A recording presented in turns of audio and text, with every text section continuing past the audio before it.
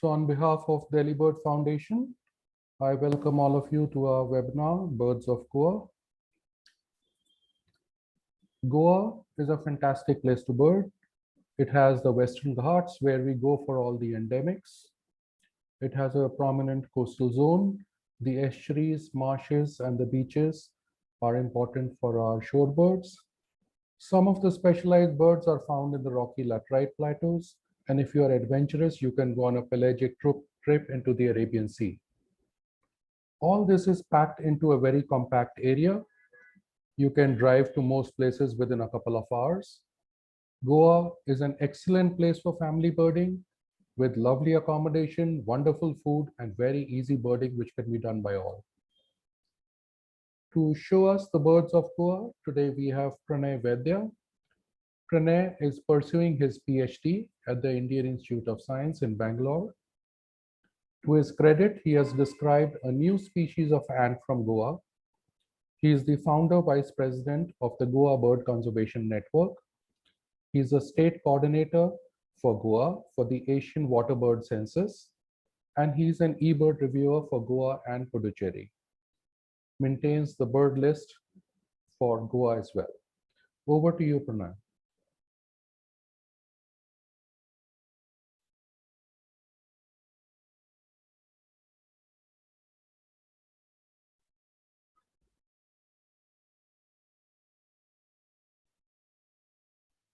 Thank you, Dr. Yogesh, for the introduction.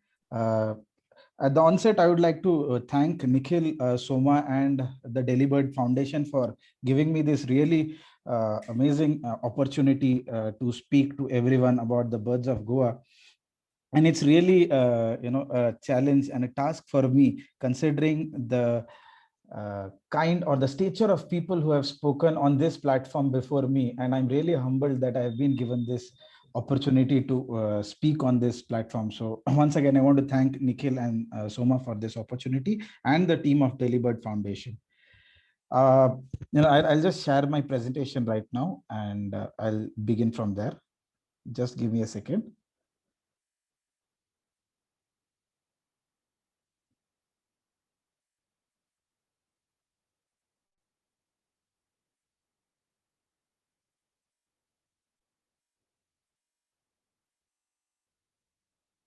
Yeah, can someone confirm if my screen is visible? Yes, it's fine. Yeah, thank you, Nikhil. Thank you. Yeah. So again, warm good evening to everyone.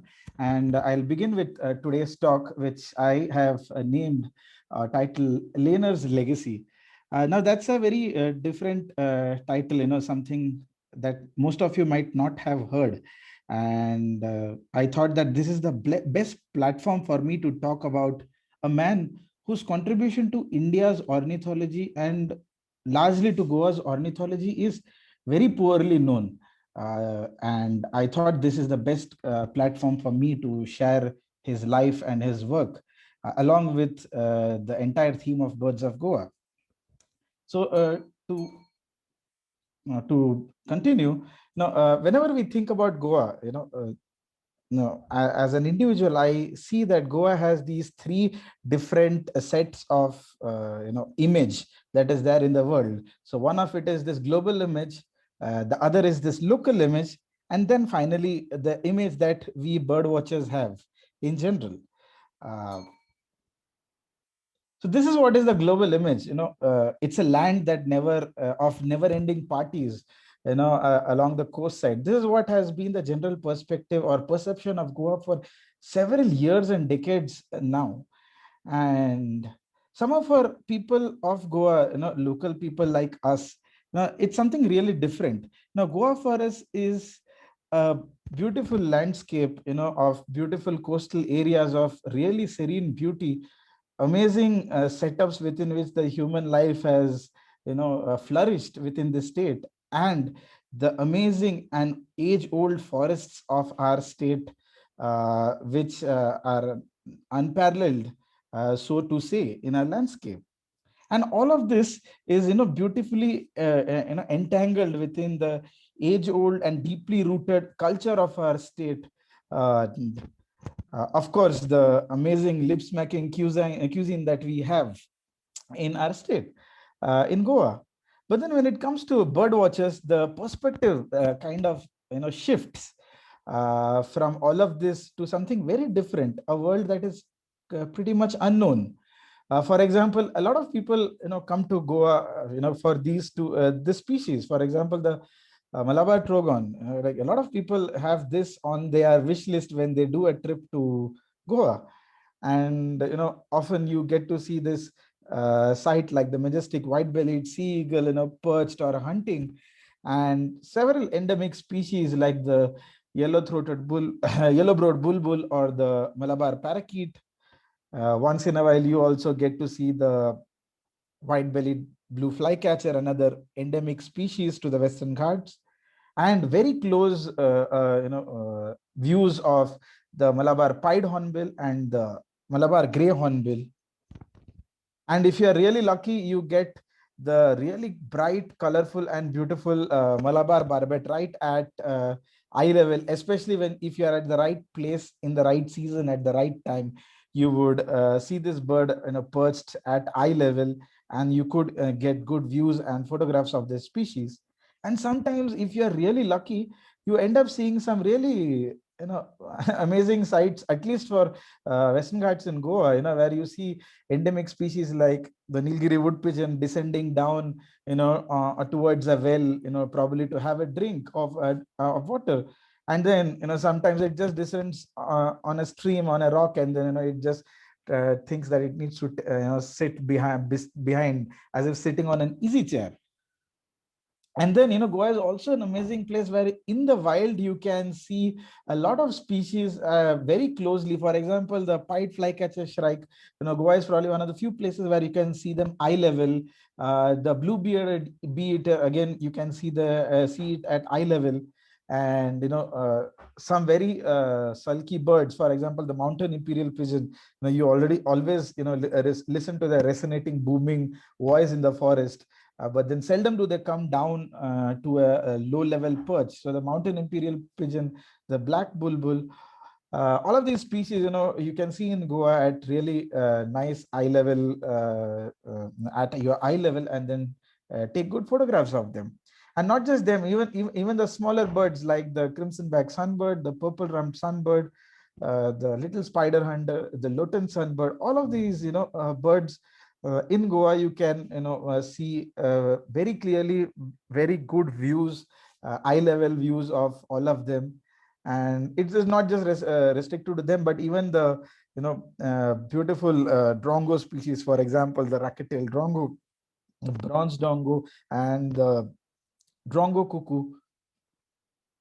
And even the more common birds like the brown-headed barbet, you would see in some places really at eye level, if you happen to be at the right place at the right time. And if you're extremely lucky, as a birder or as a visiting birder, you would be treated to some of the Western Ghat endemics like the Rufous babbler, which is actually very uncommon in our state, and the uncommon Wayanad laughing thrush, which is restricted by altitude in Goa and is seen only at higher elevations of the state. And if you're extremely lucky, then the white-bellied tree pie, which again is very uncommon and rare in our state. So if you're really lucky, on a day of birding, you would actually end up seeing one of these really rare endemic birds. And then if you have the energy remaining to continue birding to the night session, then you would be treated to some really amazing visuals of the night birds of Goa. For example, the frog moth. Frog moths are really famous from Kerala, but as a destination for photographing them. But Goa is no less, and with a good bird guide, it's almost guaranteed that you get a good view and a good photograph of the Sri Lanka frog moth or the Ceylon frog moth. And then it's not just the frog moths, you end up seeing a lot of other nocturnal birds in our state. For example, the brown bubuk or the collared scops owl. And if you are really lucky, like we have been on a couple of occasions, we get to see these night birds at really close range, maybe 10 meters away from us, and really good views of this species, unlike anywhere else in its range. And if you are extremely lucky, like, God has really, the god of birding has really kept her hand on your head, and then you get to see this really, really rare Ceylon Bay owl, at least in Goa, which is the northernmost range of the species. As a matter of fact, you don't see the Ceylon Bay owl above Goa. The northernmost record for the country is in Madai Wildlife Sanctuary in a place called Chorla Sulla. So that's the northernmost range of this species. So if you're really lucky, you're really blessed while you are birding in Goa, then you end up seeing this amazing species as well. And if it continues, this luck continues, and you go towards the morning session again of the next day, now early morning, you may be greeted by another very uncommon and rare owl species of our state, that is the spot-bellied eagle owl.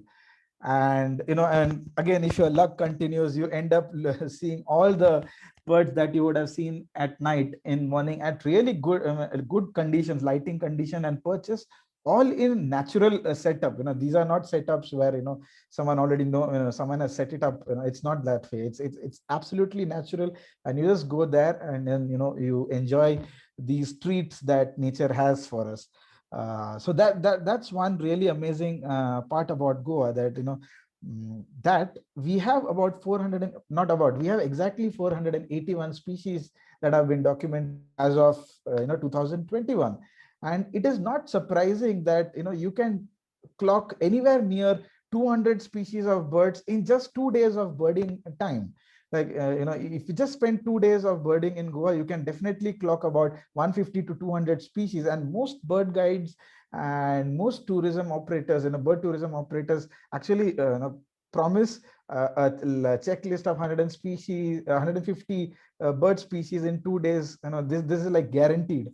So this is something which is not possible in many parts of this country. And remember that these 150 species would also involve species right from the Western Ghats till amazing species of the open ocean. So it's not just about forest birds. It's also our wetlands which are really happening. For example, some of the country's best wetlands for waders are probably in Goa. For example, the Karambolem and Dhado wetland complex, which is an important bird and biodiversity area, where you see some of the most common birds, but at really good proximity and at really good lighting conditions. And you can actually enjoy these species at a really leisurely pace of yours. And it's not just the resident birds. Come the migratory season, the action goes a notch up with the migratory birds coming in and displacing the resident birds. And it's a mayhem, and it's a drama that you would see regularly if you go out birding in the migratory season. And what less than this drama, where you would see two marsh sandpipers facing off each other in a fiery territorial dispute and display. And these are things that capture the attention and mind of people who would want to have a good day of birding at a very leisurely pace, just because every place in Goa is extremely accessible, and you can reach any place within maybe half an hour or maybe 45 minutes of travel. So that is the advantage that Goa has. And we have, as a state, been extremely blessed to have some real rarities pop up once a while, which has seen twitchers from all around the country and even the world sometimes descend to our tiny state for the species. For example, the Asian dowitcher, which came to Goa, and then all hell broke loose, and everyone came to Goa, and it was really an amazing time. That was also an opportunity for resident birders like us to catch up with people from all around the country. Just because this beautiful species decided to show up in Goa. And every year there are surprises. For example, once in a while, when you're birding, you will see the crab plover unexpectedly, or maybe the oyster catcher unexpectedly. And sometimes we will see really weird plumaged waders. For example, this spotted red shank, which is almost in its breeding plumage. And you will see species like the Malayan night heron and the Jacobin's cuckoo very clearly, especially in the monsoon or the monsoon breeding season. or the monsoon migratory season, where, when these species suddenly, turn up, and then their numbers go up in the state. And come winter, you see the most expected Amur falcons. For example, in Lonavala, it was a craze.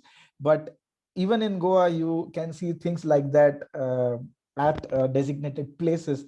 And sometimes there are congregations of about 300 birds at a site, because that is the place from where then they cast off, and then they move towards Africa in that one dash journey. So there have been reports and there have been sightings of about 300 Amur falcons congregating at one site of the state.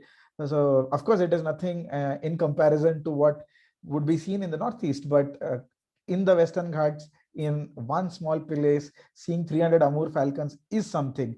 And then there are these amazing spectacles that you see in Goa. For example, this Amur falcon, which was on its wing and feeding on a swarm of honeybees, which was suddenly traveling from one place to another, which was and you get to see all these really beautiful natural history moments in Goa, especially if you are birding in a very short duration of time, unlike any other place in the country. And following the Amur falcon comes the Eurasian cuckoo or the common cuckoo.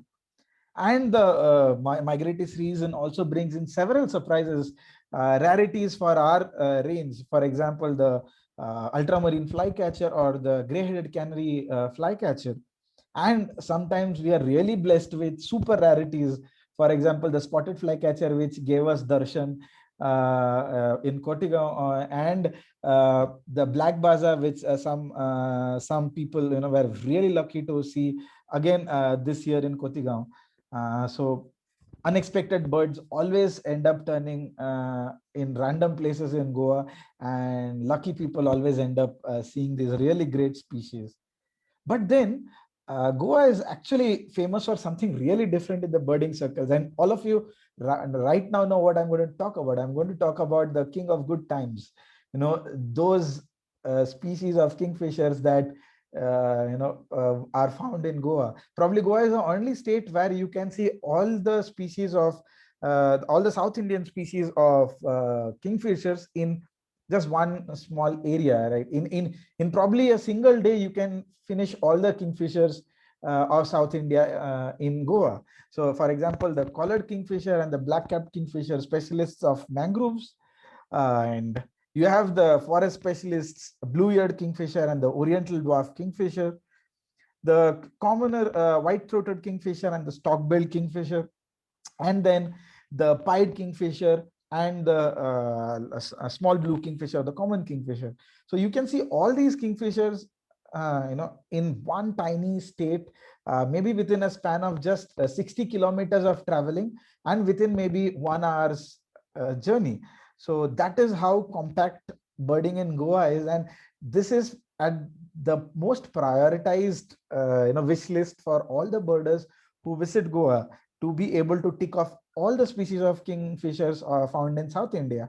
And that is something that can be done only in Goa. And it's not just the kingfishers. And suddenly, as Dr. Yogesh mentioned, Goa has also picked up on its pelagic birding, being inspired from states like Kerala and Karnataka.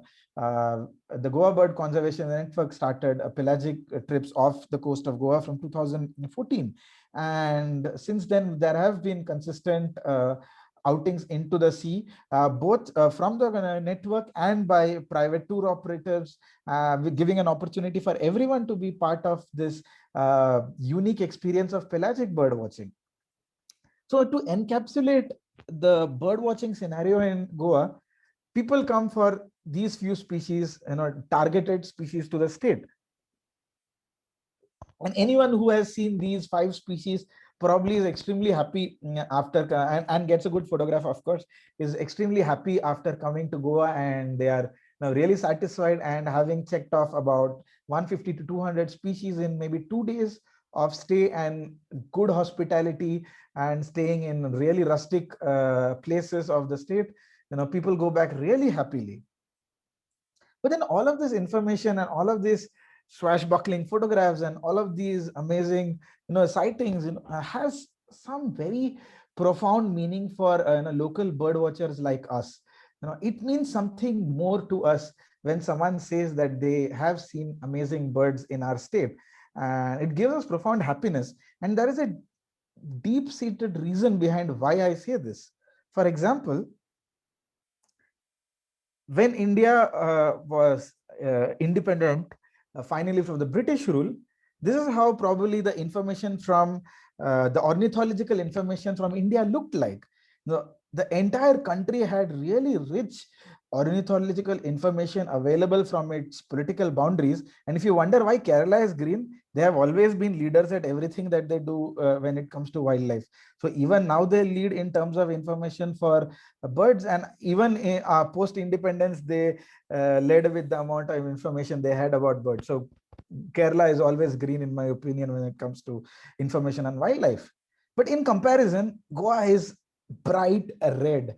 And after independence, post-independence, the state of information about wildlife in general and birds in particular was really poor.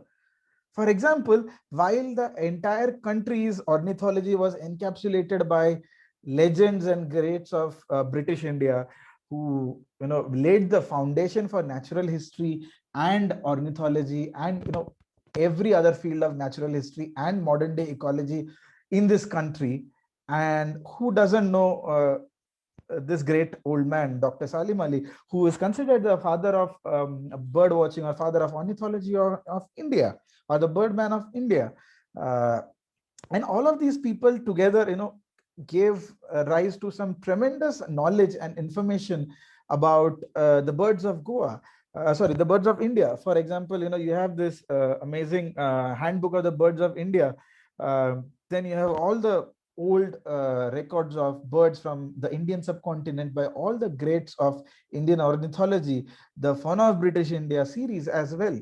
So while India had so much information on birds and wildlife in general, this is how the bird watching or the ornithology scene or the wildlife scene of Goa looked like. If you're wondering why the screen is blank, that is exactly how it looked like after independence. It was blank. And let me tell you how blank it was. Now, these are some words from certain old literature. If you look at that part, you can see that it is written, the Portuguese who ruled the tiny territory of India's west coast from 1510 to 1961 were, unlike their British counterparts, less interested in birds as objects of scientific study than in their nutritious and culinary properties. Now, that encapsulates 451 years of natural history and especially ornithology in the state of Goa. That is, the Portuguese rulers were more interested in how good they taste rather than whether they have any scientific value or not. And then this is another statement, very interesting statement about Goa from the 1960s, which says, as a result of official encouragement and even incentives given to hunters during Portuguese colonial administration, the forests have been effectively denuded of wildlife, especially mammals, birds of prey, and other large birds. During a week's survey of the forested area at Molem, now hopefully established as a wildlife sanctuary, not a single large mammal was heard or seen, not even any spoor except one giant squirrel. So this kind of tells you what the situation of Goa was before 1950s. While the information was blank, a blank slate, the forests were also pretty much blank. So that was pretty much the state of birds of Goa or the wildlife of Goa at that point of time. And further, if you look at it, large areas of degraded forests in Madai Wildlife Sanctuary basically were at that time felled by the forest department and planted with teak, rubber, eucalyptus, cocoa, and cashew. A lot of these remnant plantations exist today as well. And the impact of these intrusions, mostly exotic on indigenous bird life, will repay careful monitoring. And these are words of Dr. Salim Ali when he visited Goa. So these have come from authentic people who knew about their business and knew what they're talking about. But that was not all. It's not about gloom and doom and dark. Goa did have some information from really long time back, and it was really very interesting when I dug up this information from several sources. For example, the earliest information about birds of Goa can be traced back to 1782 in Pierre Podrat's work, and especially the types, locality, and the type specimens of the white-naped woodpecker and the red-wattled lapwing are from Goa. No one actually knows how this happened, who collected these specimens, how it reached Baudrillard's hands, and how it ultimately went into Buffon's book. And there are these illustration of the skins in Buffon's book, and no one has any idea as to how these specimens were collected, who collected, how they reached there. And this was at the peak of the Portuguese colonial rule, 1782. So we have no idea what happened. However, at least Goa has two type specimens of birds contributed to the knowledge of birds from India, and that is something that we are really happy about, even though the entire process is shrouded in mystery. Then the next kind of clue is in 1850s. Around in 1850, a male golden-fronted leaf bird was collected by Baron Hugel at Krishnapur, which is actually at the border of Karnataka and Goa in the Bhimgad Wildlife Sanctuary. So he probably Hugel did not probably enter Goa, and it was around that place, and then it was described as a subspecies. And right now, the specimen that was collected in 1850 is in the NHM Vienna, which I was lucky to have accessed a while back. And then it was just not those species, but then there is a single species of the black bulbul, or the square-tailed black bulbul, in the Royal Ontario Museum, which was collected by Fairbanks. And he probably got into Goa because of the missionary connection, and probably because of the connection with the church. He could enter Goa, and thankfully he would have done some birding and collected this specimen, which is now saved in the Royal Ontario Museum. And then there is this entire mystery about this person called H. Maid.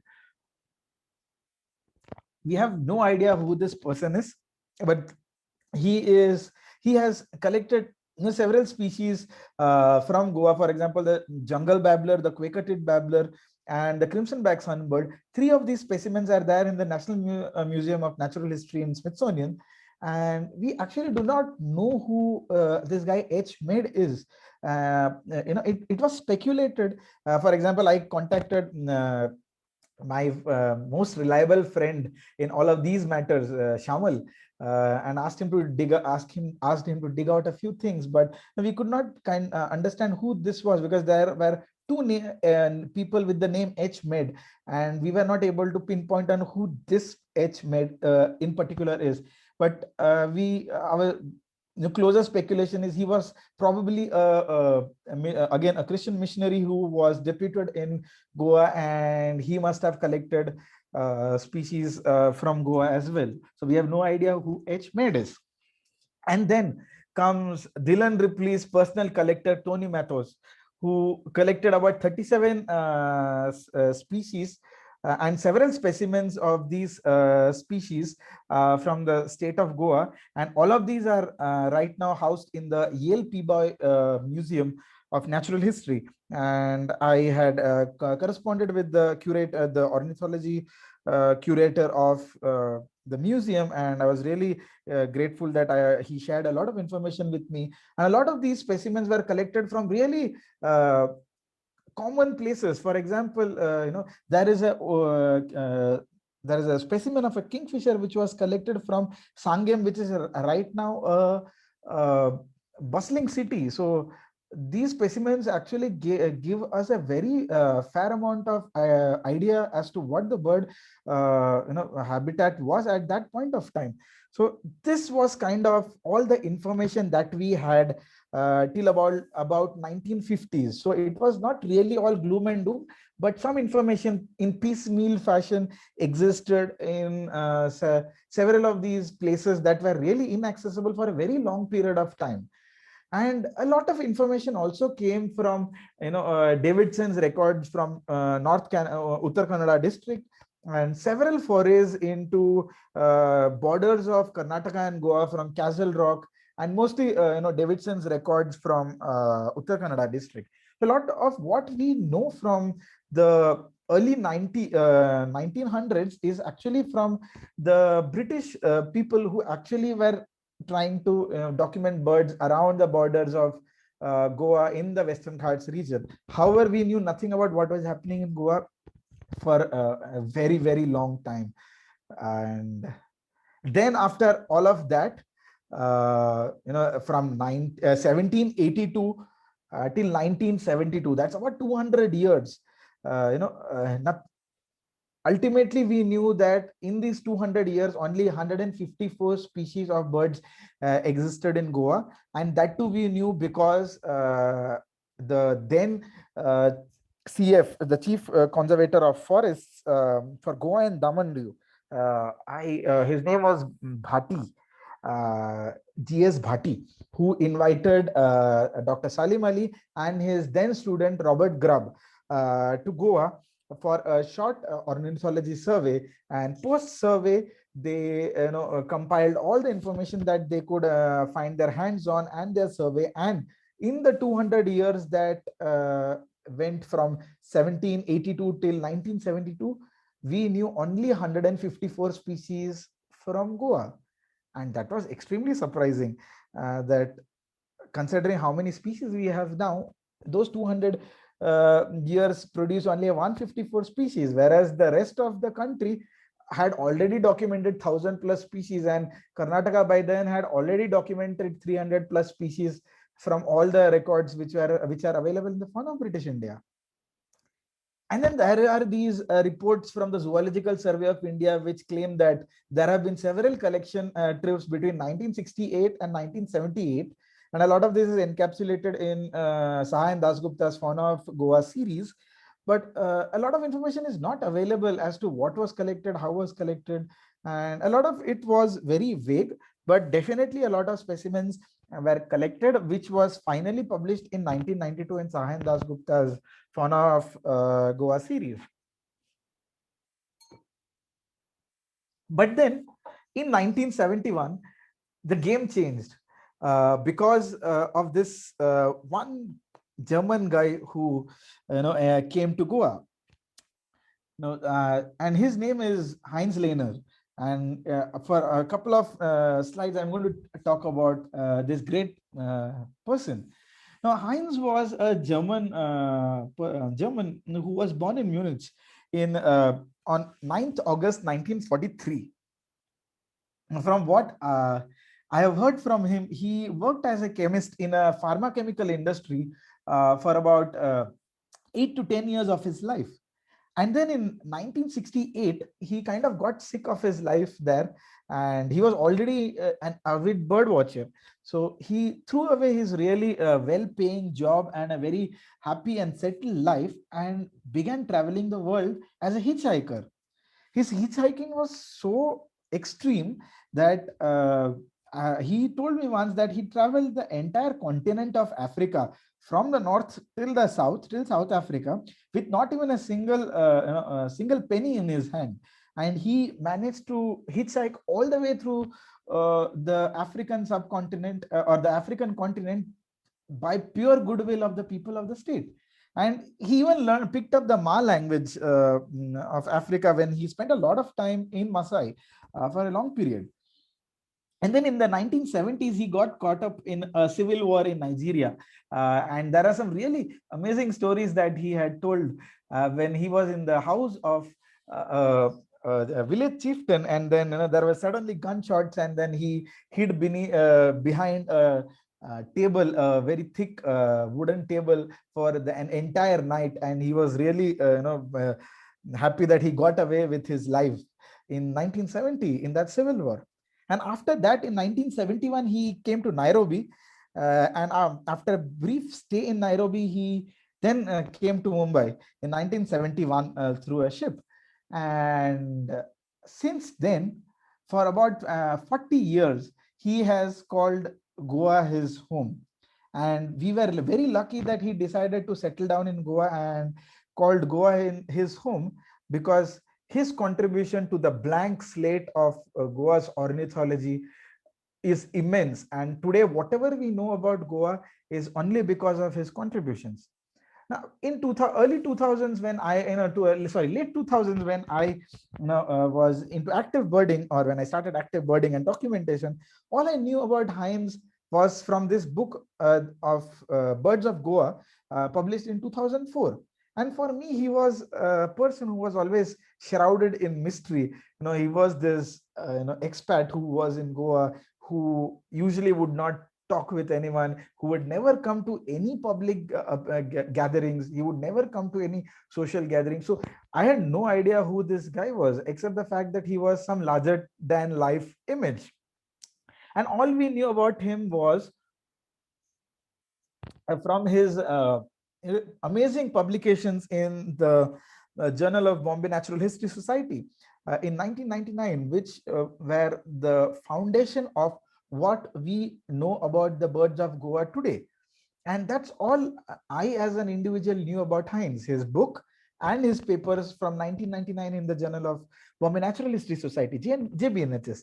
But then, and he was that way. For example, this was the first email, the third person email that I got from him way back on 14th, look at the date as well, 14th February 2013. He writes on one of these Google groups that we had in Goa, and he writes, could the Goa birder who spotted the red avid come forward, please, and send me a personal email about it.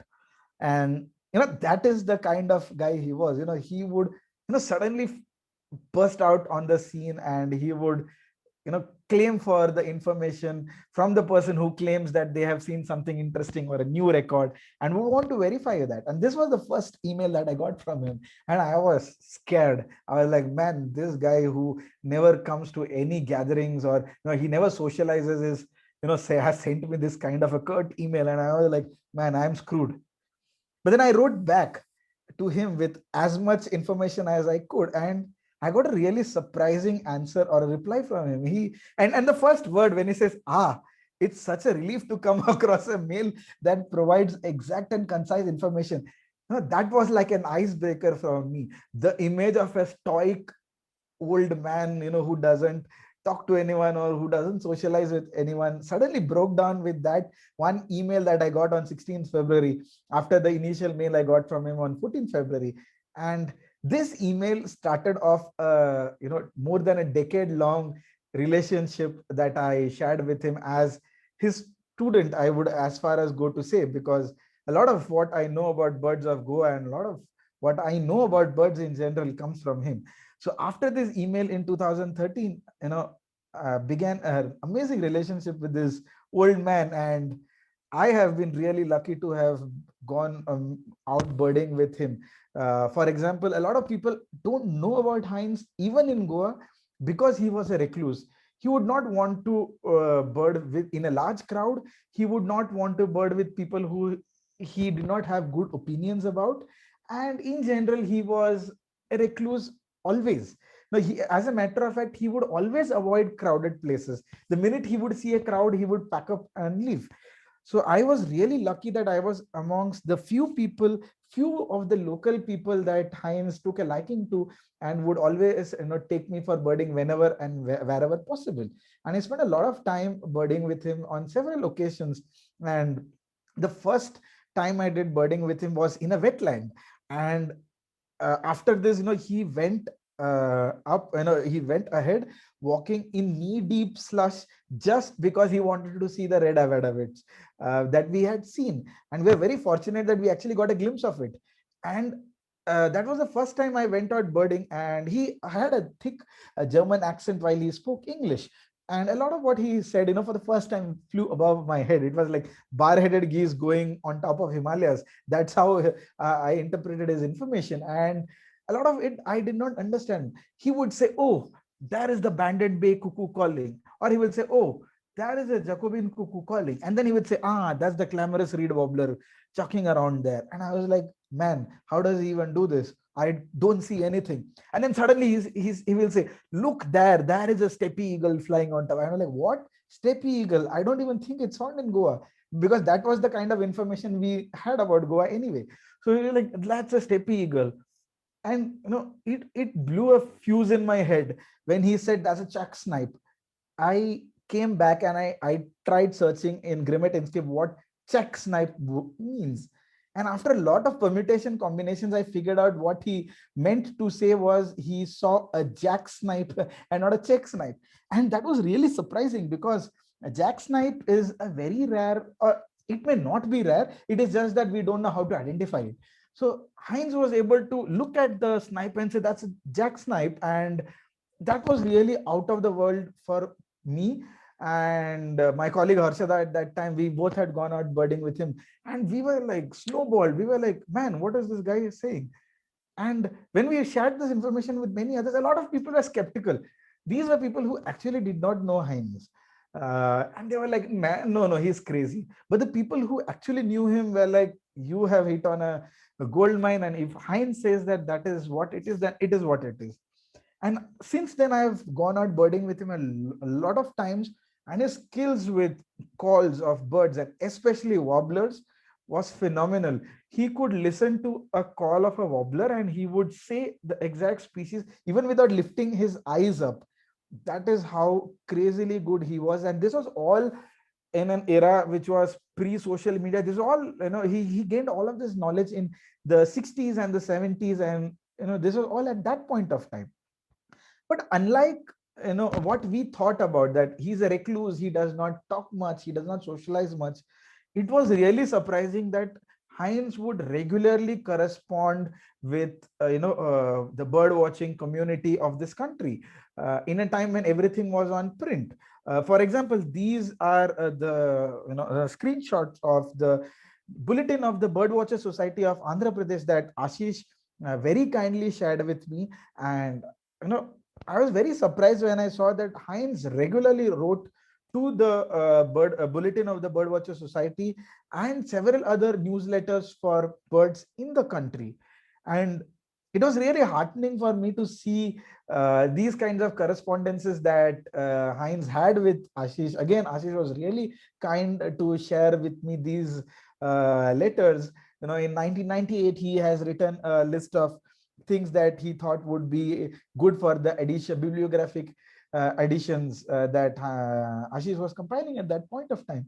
So Heinz, unlike how he was in his normal life, a recluse, someone who did not want to talk, would talk a lot when it comes to birds. So birds was his passion. Birds was something that would drive him. And that is really evident from the trail of publications, trail of letters, trail of correspondences that he has had with several people across this country and across the world about birds. For example, I would later come to know from Paul Holt and Mark Newsom, two really amazing foreign birders, European-based birders, who really held Heinz in high esteem because of his ability to persistently do the same thing for the next 40 years. And in 2013, Heinz would come up with his second edition of Birds of Goa, and that would be his kind of final contribution to the Birds of Goa. He's already 60 plus at that point, and immaterial of the age, he would always immaterial of the age, he would always go out, do the tough treks, do the tough wetland birding in the heat, and he would always be out there. And in 2004, at the end of 2013, after his book came up, and after he left a copy, signed copy, which never unfortunately reached me, I met him up for birding in our backyard birding site at Navelim Wetland IBA, where I met him first in 2014. And in 2014, I had a very weird conversation with Heinz. I still very vividly remember that conversation that I had with him while we were watching the Steppe Eagle through his powerful Carl Zeiss spotting scope. We sat under a cashew tree on a mining dump besides the Navelim wetland, and he took out his small bottle of urak, that's the local alcohol drink made of cashew, and he offered some to me, and then we sat across each other with a drink in our hand, and then he handed me a big sheaf of big bunch of papers, telling, man, this is all the information that I have about birds of Goa from 1970s 1975 till 2013. Whatever I have done, whatever I have compiled, this is what it is. And between all of this, he gets a call from his home, and that was an old 1100 mobile. And then I don't know who he was talking to, but he said, I'm having a pleasant conversation with a young guy, so I'll call you later. And I was really floored by the kind of faith that he put into me, and he handed me this big fat sheet of paper to me and said, this is all that I have compiled. And then he also said that for the past 10 or 12 years, I've also been coordinating the Asian water bird census for Goa, and I think it's time that I hand it over to someone else. So all my work for the past 30 years and the coordination of the AWC, I hand it over to you. And then I was speechless. Someone who was a mystery to me, who I always looked up to, suddenly comes to me and says, man, take this and carry forward my work. And I, for the next 1 month, did not know what to do. Of course, Tej Munkur, who at that time was heading the Wetlands International's Southeast, that's the WISA, the Wetlands International Southeast Asia office. He was very kind enough to put me into the AWC's group, and then help me break all ice with everyone else. And it was really great to for him to help me transition into the really big void that Heinz left. But in 2014, because this happened, I had to start what would then become the Birds of Goa project, which ran for about 4 years. And it would see the daylight only in 2018 after the involvement of several people. It took the involvement of these are on the left, I have names of people who were core in contributing their knowledge and information about the birds of Goa. And I and my co-author Mandar on the right, we spent the next 4 to 5 years trying to crystallize everything. And it was a really horrible process, because every record was strewn across several websites, several trip reports, several languages. There were certain trip reports in French that we had to get translated. There were trip reports in German that we had to get translated. There were trip reports in Dutch that we had to get translated. And there were crazy sightings, a lot of which we were not even sure are true or not. So it took the next 4 to 5 years for us to do that. And what Heinz handed me in his 30 years of work in that file, I had to do redo all of that in the next 4 years. And it was a really daunting task that I took up with all the contributors on the left and my co-author Mandar at the right. And I'm really grateful that I had the support of these people. And that is the reason why the checklist saw the day of light. And in 2018 December, we were able to publish a checklist of birds of Goa. At that time, we could finally document 473 species in 2018. So from 1792 to 1972, that 200 years gap, there were about 153 species. And then from 1972 till 2018, we could end up documenting 473 species. That is like about 300% rise in the amount of species that were documented. And all of this was only possible because, as Ashish had written in one Facebook post today, that we stand on the humble shoulders of giants, I think that is the only possible explanation as to why, instead of those 200 years of gap, in just the next 40 years, we were able to have a 300% rise in the documentation of birds of Goa. And it is all because all the work that we put in was based on the real hard work and commitment that Heinz had towards the ornithology of Goa. And therefore, it was not surprising that Ian Mandar decided that this paper or this checklist, which was as good as a monograph, ran about 40 odd pages, was dedicated to the great man who actually inspired us to do this and who actually was the basis of all of this. And after that, and surprising, I was not surprised when Praveen, who is the associate editor, sent this manuscript right to Heinz for his review. And Heinz reviewed it, and after the paper was published, Heinz actually called me and said to me several things, and some of it was encapsulated in this email that he wrote to me. His view about how birds and bird watching in this country, in Goa especially, changed over the last half a century. He encapsulates all of that and says that, I feel honored that I am remembered by the young generation of bird watchers that has such a different style of bird watching. Expensive cameras and telelenses more important than the best quality binoculars and field scopes. So that is the response I get back to him. But what was really amazing is the fact that, unlike other people who would always crib that, people don't really, bother about, observations or field notes, Heinz kind of took it in his stride and said, all right, technology has moved on, the generations have moved on. This is the new normal. We need to admit it and accept it. Let's proceed with that. However, let's keep the core of documentation of birds and their populations intact while we are adapting to the change in technology or the change in the methods of birding. And that is how Heinz was. And Heinz just loathed the way Americans did birding, and especially the American way of taxonomy. He would always complain to me. I remember very vividly, once we were in Kotigaon in a place called Bella Lake. I said something that I can't remember. It was, I think, the scarlet minivet versus orange minivet split.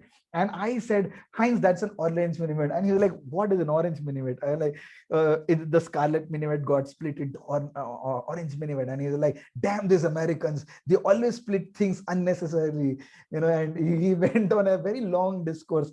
And even, towards the end of his life, that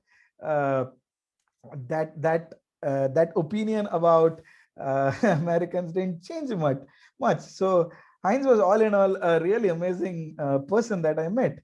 And the last time that I met was in November 2019 in Netravali, by chance, because the number of times then I started going planned bird watching with him kept on decreasing over time. And now it is just by chance that I met him once in Netravali near what we call the roller point. And we sat down for a while and had a really long conversation. And probably that was the last time I had a long conversation with him in the setup that he likes in the forests.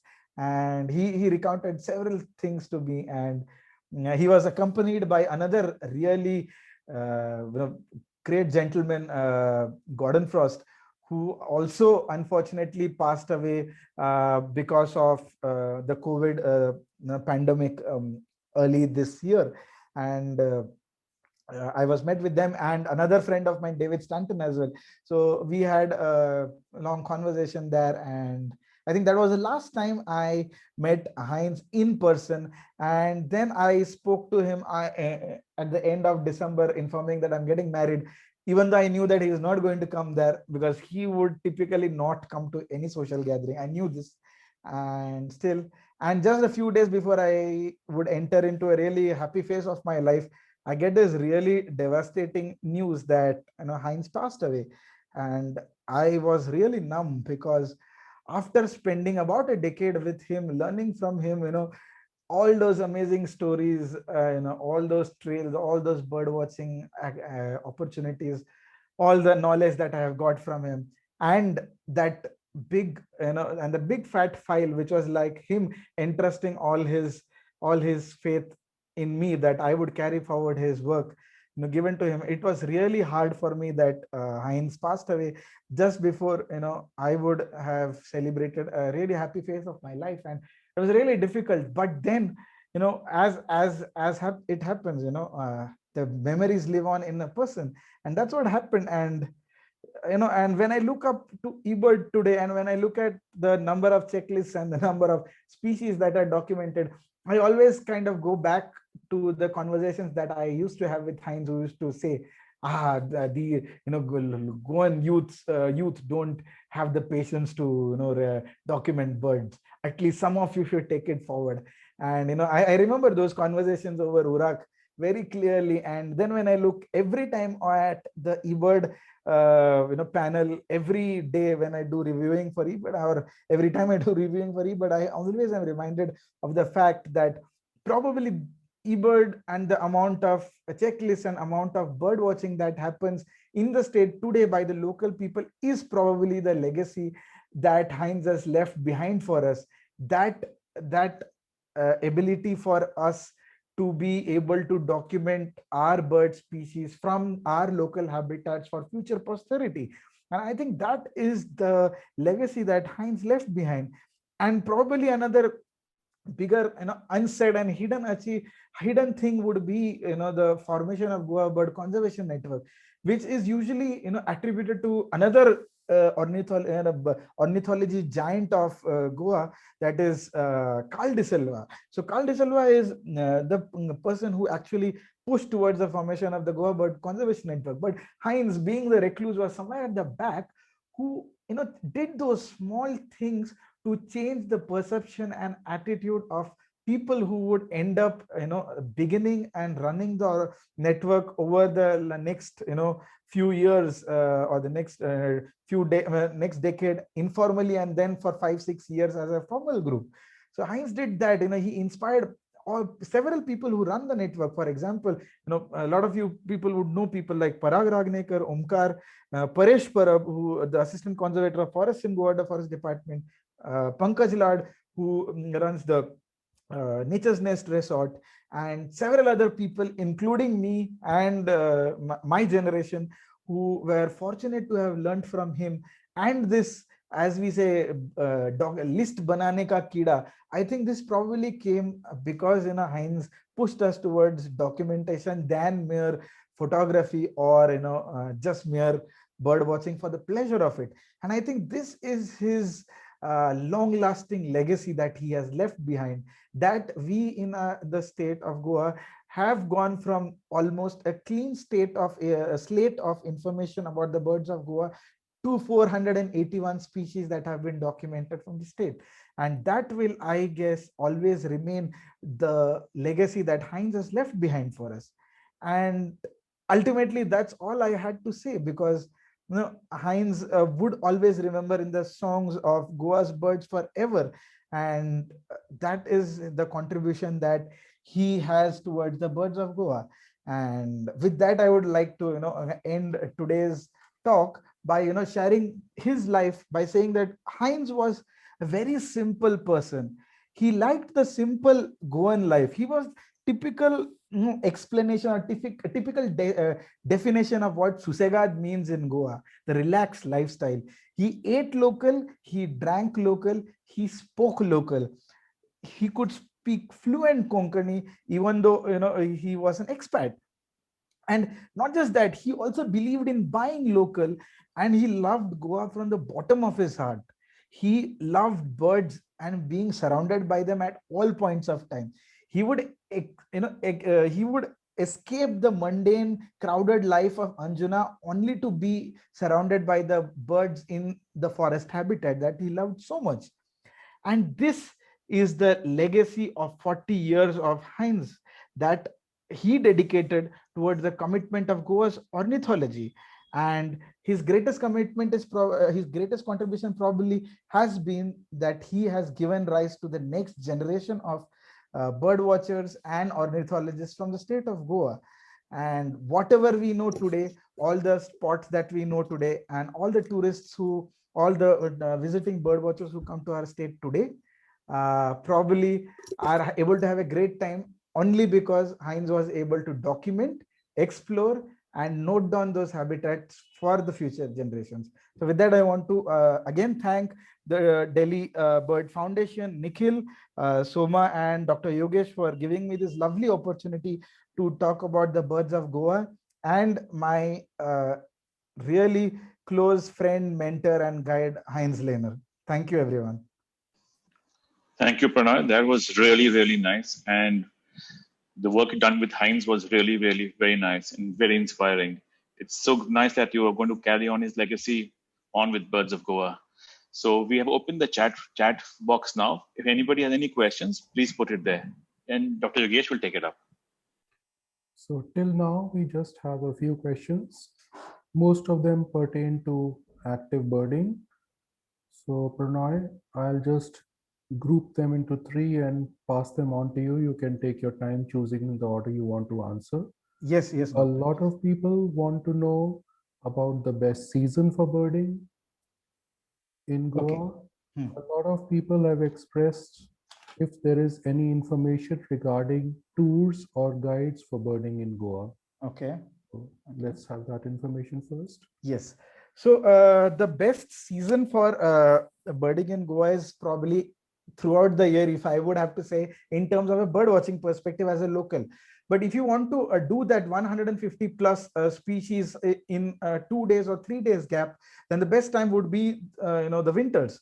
Come around, say, November, and all through January, at the end of January or early February. So from November till February is a very good time for bird watching. And there are several people who are involved in bird tourism actively. I would be actually playing favorites if I mention a few. So I don't know if I should do that, but of course there are not many. You can just Google and you will get a list of, there are about 10 or 10 to 15 active bird tourism operators in Goa. All of them are good. All of them are really committed to what they do. And all of them offer very different kinds of experiences. So some of them offer, homestays, some of them offer resort stays, some of them offer, the typical, stay in a plush hotel and then go for birding kind of opportunity. So depending on your taste and your budget and how fat your wallet is, you have all the kinds of options for choosing bird tourism, tourist guides and bird tourism service providers for Goa. So you can look that up on the internet, and and all the bird guides or the bird tourism operators would always operate in a fashion where you focus on the Western Ghats on a particular day, and you focus on the lateritic plateaus and the wetlands on a particular, and the coasts as well on a particular day. So it's usually split in these 2 days where you get to go around all the 4 major geomorphic land uses of Goa and rake up 150 plus species in 2 days. So that's kind of the crux of it. Thank you. There's a question on the best locations in Goa for shore birding. Best location for shore birding. Yes, this is something really important because this has been a very transient thing. In early 2000s, you could see really good shorebirds. For example, even the oyster catcher in Miramar Beach in Panjim, or the ruddy turnstone in Miramar Beach in Panjim. But right now, you will not even see 2 or 3 gulls there. Actually, nothing. You don't see anything in Miramar Beach. So right now, the good spots for shore birding would be Agasai, Morjim, Mudflats, and Chapora Estuary. And yeah, there are several other places as well, all along the coast of South Goa. All along the coast of South Goa, there are several places where you could do shore birding, but the typical 2 important hotspots are Agasai Mudflats and the Chapora Estuary and Morjim Beach. So these are the 2 places for shore birding. Elizabeth Thomas is requesting the exact location for the Amur falcon sighting in Goa. Amur falcons are seen everywhere in Goa. So there is no exact spot, right? You can see them everywhere. They are seen in the Western Ghats. They are seen on the coast.